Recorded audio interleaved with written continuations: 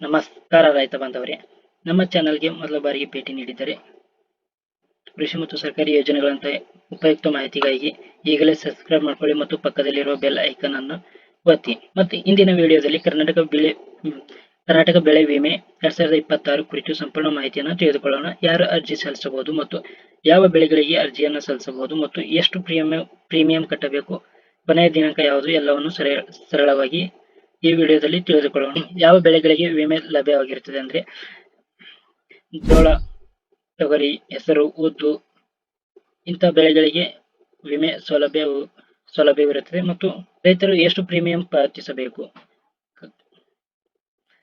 ತಮ್ಮ ವಿಮಾ ಮೊತ್ತದ 2% ರಷ್ಟು 2% ರಷ್ಟು ರೈತರು ಪಾವತಿ ಮಾಡಬೇಕಾಗುತ್ತದೆ ಮತ್ತು ಸರ್ಕಾರವೇ ಪಾವತಿ ಮಾಡುತ್ತದೆ.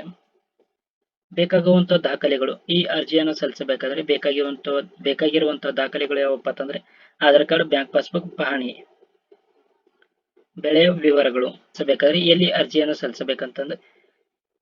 ಸಲ್ಲಿಸಬಹುದಂದ್ರೆ ರೈತ ಸಂಪರ್ಕ ಕೇಂದ್ರ, ಗ್ರಾಮ 1 ಕೇಂದ್ರ ಮತ್ತು ಕರ್ನಾಟಕ 1 CSC ಕೇಂದ್ರ ಮತ್ತು ಬ್ಯಾಂಕ್ಗಳಲ್ಲಿ ಕೂಡ ಈ ಅರ್ಜಿಯನ್ನು ಸಲ್ಲಿಸಬಹುದಾಗಿದೆ. ಬೆಳೆ ವಿಮೆಯನ್ನ ಪಾವತಿ ಮಾಡಬಹುದು. ರೈತ ಬಂದರೆ ಈ ಮಾಹಿತಿ ಉಪಯುಕ್ತವಾಗಿದೆ ಅನಿಸಿದರೆ ಮತ್ತು ವಿಡಿಯೋಗೆ ಒಂದು ಲೈಕ್ ಮಾಡಿ ಮತ್ತು ನಿಮ್ಮ ರೈತ ಸ್ನೇಹಿತರಿಗೂ ಶೇರ್ ಮಾಡಿ. ಇಂತಹ ಕೃಷಿ ಮತ್ತು ಸರ್ಕಾರಿ ಯೋಜನೆಗಳ ಬಗ್ಗೆ ಅಪ್ಡೇಟ್ಗಳಿಗಾಗಿ ನಮ್ಮ ಚಾನಲ್ ಅನ್ನು ಸಬ್ಸ್ಕ್ರೈಬ್ ಮಾಡ್ಕೊಳ್ಳಿ ಮತ್ತು ಬೆಲ್ ಐಕಾನ್ ಅನ್ನು ಒತ್ತುವುದನ್ನು ಮರೆಯಬೇಡಿ. ಧನ್ಯವಾದಗಳು.